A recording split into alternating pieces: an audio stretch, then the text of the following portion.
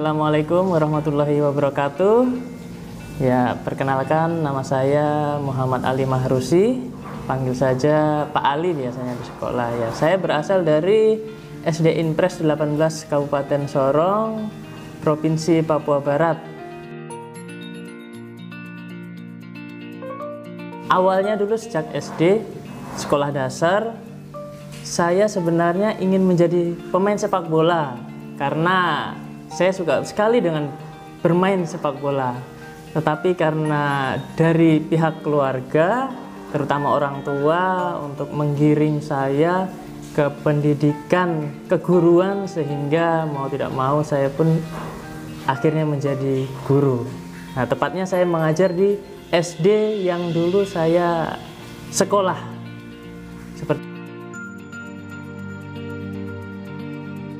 Saya lebih cenderung ke praktik baik, jadi pembelajarannya itu langsung ketika ada materi teori sedikit di kelas, kemudian kita ke luar kelas untuk mempraktikkan pembelajaran sesuai dengan yang dipelajari dalam kelas.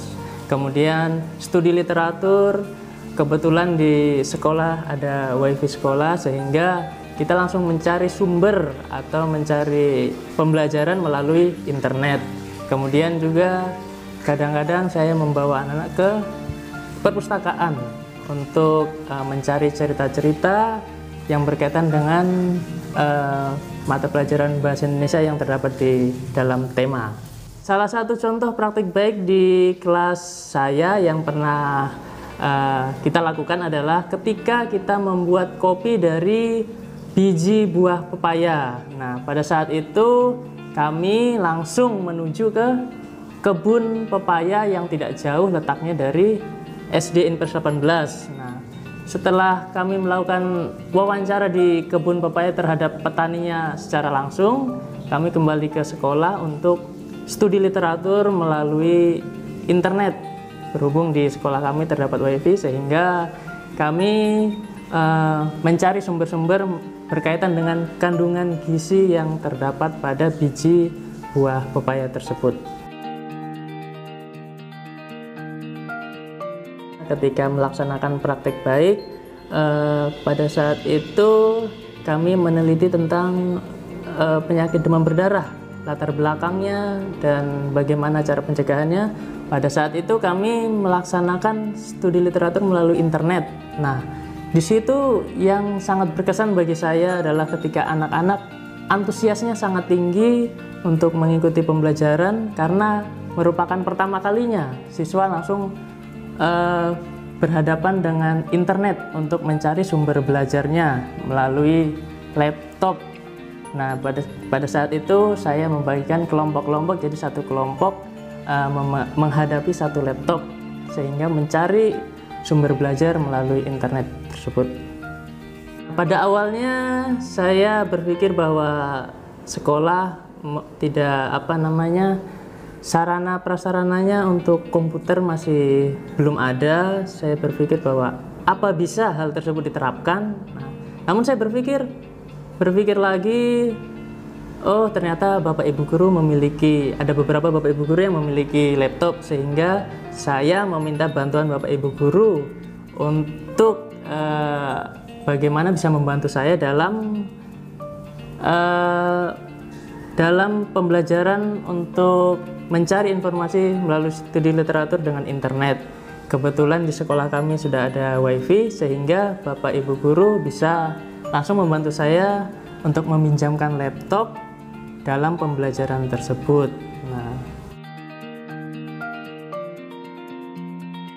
karena saya merasa pada saat itu saya betul-betul seperti berhasil menjadi seorang guru adalah ketika saya diberi tanggung jawab oleh kepala sekolah untuk membimbing siswa untuk mengikuti lomba cerdas cermat.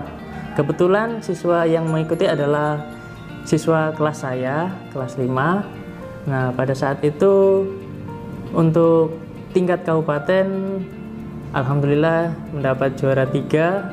Nah, karena pada saat itu saya baru mengajar kurang lebih 2 tahun, jadi saya merasa bahwa itu merupakan capaian terbesar saya, bahwa saya menjadi guru sepertinya berhasil seperti itu. Saya pernah mengalami ketika saat belajar di kelas ada siswa atau ada beberapa siswa yang sepertinya tidak bergairah atau tidak semangat dalam belajar. Nah, pada saat itu saya melakukan pendekatan terhadap anak tersebut.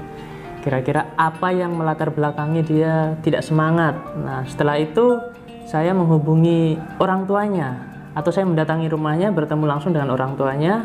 Kira-kira apa sih yang menyebabkan siswa ini kok di sekolah tidak bersemangat dalam belajar. Nah, setelah kami diskusi dengan orang tua, saya bersama orang tua dan siswanya menentukan solusi. Kira-kira bagaimana solusinya agar siswa tersebut bisa kembali bersemangat dalam belajar di sekolah.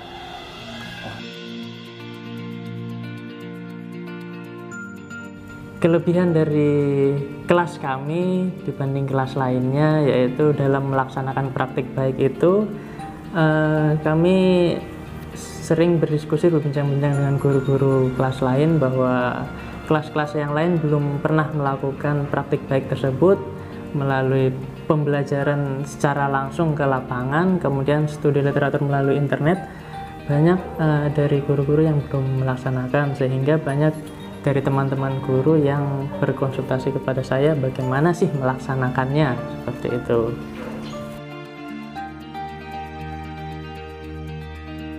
Pada saat ini dengan adanya pandemi ini, karena pembelajaran cenderung ke pembelajaran online, sehingga di sekolah saya lebih ekstra untuk membimbing rekan-rekan guru dalam proses belajar mengajar melalui online.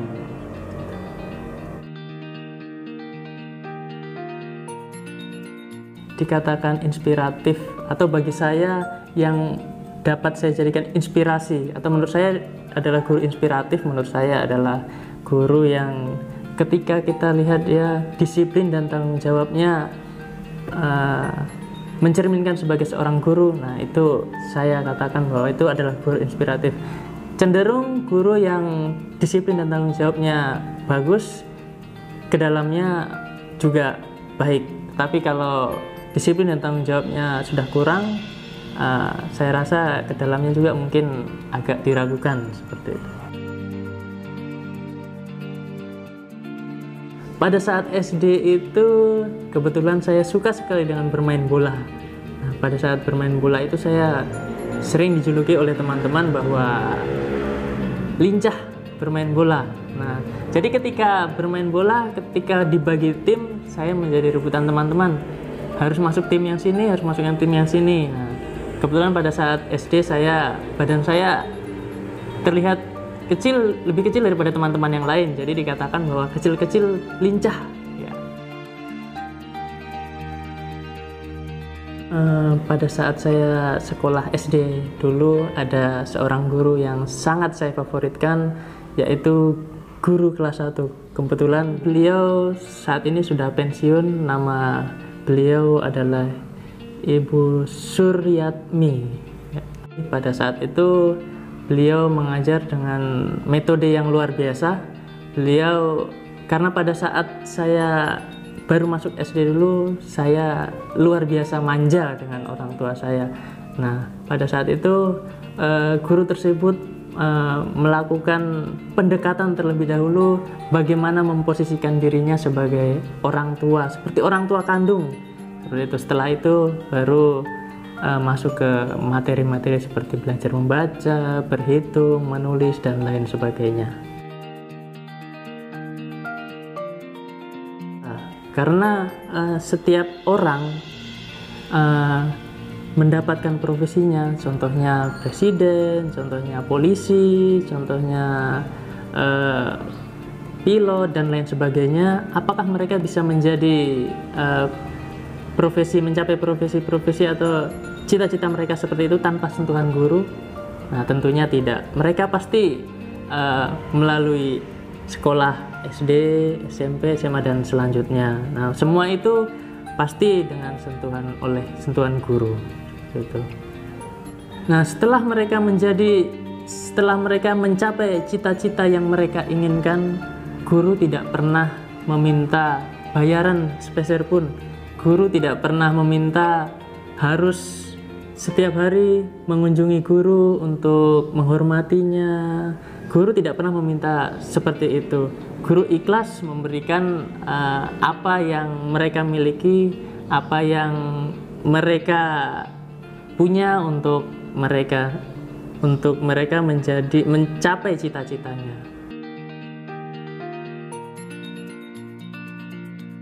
Yaitu ketika saya mendapati siswa saya, pada saat itu saya mengajar di kelas 2.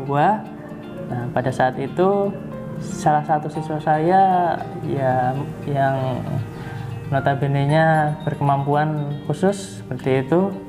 Nah, pada saat saya memberikan pelajaran, memberikan materi, saya agak bingung. Kira-kira bagaimana sih caranya memberi materi kepada siswa yang ya seperti itu. Nah, sampai-sampai saya berkonsultasi dengan rekan-rekan guru, berkonsultasi dengan kepala sekolah, seperti itu.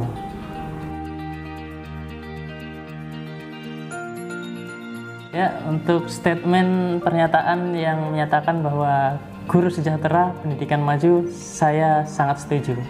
Karena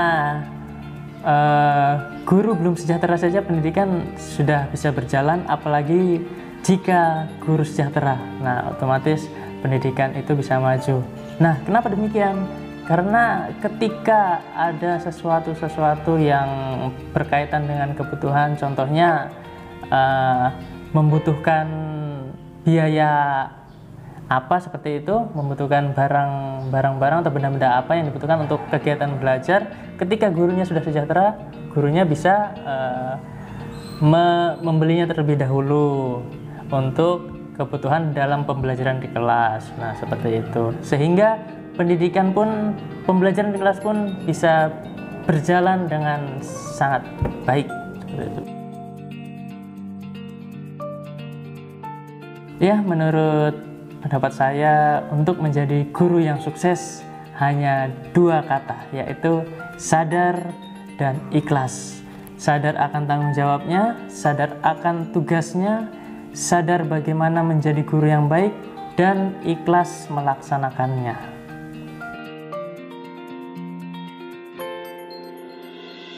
Menurut pribadi saya kurang setuju dan sangat tidak setuju.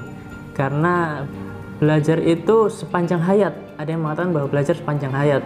Nah, mulai dari lahir sampai dengan terakhir kita berada di dunia ini. Nah, seperti itu. Banyak rekan-rekan guru yang saya temui, rekan-rekan guru yang sudah senior, yang sudah mendekati purna bakti, beliau tetap semangat, terutama yang di bidang IT. Nah, mereka tetap semangat untuk belajar bagaimana sih mengoperasikannya, bagaimana sih mengaitkan dengan kegiatan di kelasnya, seperti itu.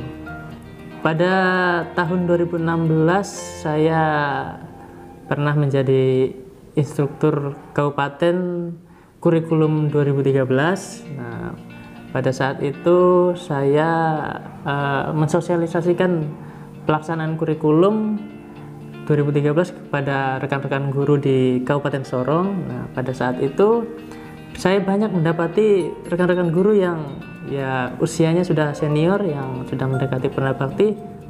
Banyak di antara mereka yang semangat dalam melaksanakan pembelajaran melalui IT. Nah, bagaimana mengaitkannya, bagaimana membuat